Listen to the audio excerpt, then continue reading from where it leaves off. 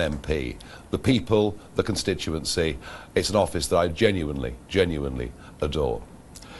I couldn't have believed that night that we'd have rocketed to the top of the opinion polls, and now we've been number one for the last 350 opinion polls in a row, often with big leads. We've also built the biggest membership of any political party in the country. And of course, on May the 7th, just gone, we achieved some huge successes in the local elections. Not only did we achieve breakthroughs in Scotland and in Wales, but we absolutely dominated in the Midlands and the North, the old Labour heartlands. And that is why Keir Starmer is now on his way out. Not to forget that in East Anglia, the Conservatives have now by us been reduced to nothing more than a rump. It seems to me that the establishment have now decided that they can't beat us fairly, so they've chosen to use foul means. Let me be absolutely clear. After the furore and the media pile-on, well, not just the media, the other political parties too, let me be absolutely clear. I have done nothing wrong. I have not broken the law in any way at all. I have not misused public money. And you know, for the first 2 years of being an MP, my personal MP expenses are zero. Not, of course, that you'll read about that in mainstream media. And yes, of course, Parliament has its rules about how members ought to behave. And I believe I've absolutely obeyed those rules and done so under getting good legal advice. The standard rules are clear. This is what they say. The code applies to members in all aspects of their public life. It does not seek to regulate what members do in their purely personal lives. Now, it would seem from the last couple of years, from the way I've been treated, that the press would rather our members of Parliament had no assets and no wealth at all. They seem to fundamentally object to any MP that has outside income. Indeed, they view those that have continuing business interests with severe scepticism. Making money is not a crime. Now, going back to the 90s, I was in the commodity markets. I had a very good high-earning career. I gave that up at a huge cost. Being a member of the European Parliament for 20 years cost me a huge amount of money. But I did it because I had a goal. I had a goal and a belief that we should leave the European Union, get back to being a self-regulating nation that makes its own laws, charts its own destiny, and among other things, of course, controls its own borders. We might not yet, 10 years on, have reaped as many of the benefits as we ought, but one day I believe we will. And let's be frank, if I hadn't done what I'd done, there would have been no referendum, there would have been no Brexit. I came out at the end of that with very little money indeed. But over the last 10 years, I've been writing, I've been lecturing, I've been broadcasting, I've been investing. I promoted 1 or 2 financial products, and for those that followed me into them, they've more than doubled their money, which I'm pleased about. I also worked extensively in those years of 2021 to 2024 as an influencer with over 7 million followers on social media. So yes, over the last 10 years, I have financially done well, but that of itself should not be looked upon as a crime. And yes, I had the equivalent of a lottery win, a large personal gift, and I'll come to that and the details of that in just a second. The really big question that I want to pose is, do we want leaders that know how to make money? Do we want leaders that have run businesses, employed people, and understand how the world works? Well, I'm going to argue today, we absolutely need successful people from all walks of life, but particularly from business and industry. We need them not just in Parliament, we need them in government if we're even going to have half a chance of turning around the dire economic state this country now finds itself in. Contrast that with a cabinet, 24 men and women, not one of whom has any serious experience of private business, who frankly haven't got a clue. So don't be surprised that in economic terms we are going down the drain. Now, Standards investigating me over the gift has now reared its head again as a result of a lot of copy in this week's Sunday Times, incidentally written by a journalist who publicly says that he despises me, and despite the fact that many of the things that were written in the article were wholly inaccurate or indeed irrelevant, yet another Standards investigation is underway. Standards are now being used as a political tool. On the gift, it was given to me on an unconditional basis. I can do with that money exactly as I wish. But there is a much bigger reason why I'm going to need that money, and it's simply this. For over 20 years now, I have been subject to constant demonisation by the press. For daring to be outside the consensual view on many issues, I've been attacked again and again. And I am the most physically and verbally attacked public figure or politician of modern times. Yes, you will know of some of the incidents: milkshakes thrown in my face, placards bashed over my head. But let me promise you, you only know about a fraction of the number of times that I've been assaulted. One little example you've probably never heard of. It was a Sunday afternoon a few years ago in the local village pub. In come the mob, about 50 of them. We decided the safest thing to do was as quickly as possible to get into the car and to drive away.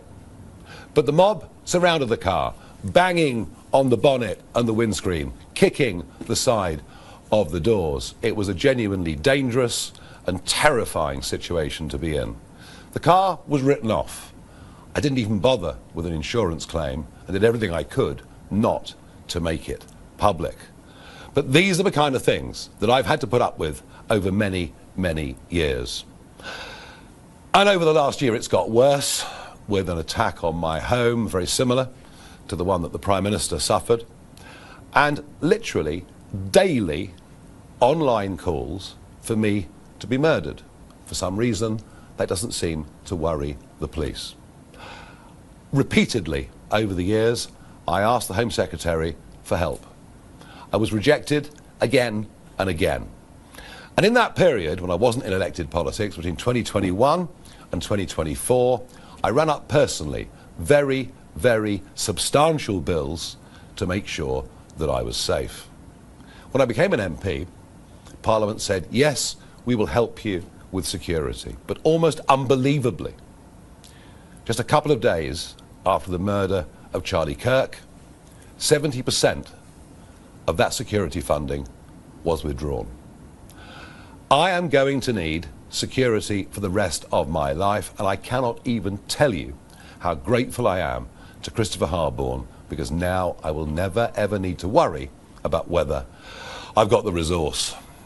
Well, the new attack from the media is that somehow I am a crook, I am dishonest. Yet another reason to hate me. Commentators over the weekend have said, oh, look at the interviews Nigel's doing. He's not himself. He's getting angry. Well, here's why. For some reason last week, the editor of the Times newspaper decided to publish a picture of where my daughter lives.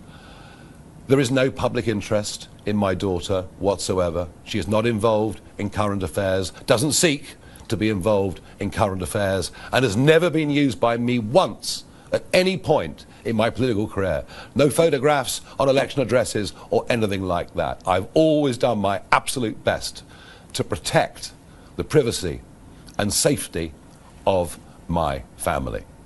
By publishing that photograph, the editor of the Times has directly threatened her security. I wonder what happened to the Leveson inquiry of years ago, an inquiry that sought to bring better balance between what the press could do and families of those in public life. Worse still, she now has broadcasters haranguing her. Sky News were one of them, and when I questioned them on it, they willfully and deliberately lied and said on their channel that they hadn't contacted the family. Well, let me be clear. I will not tolerate intimidation of my family. I will not tolerate the location of where they live being revealed.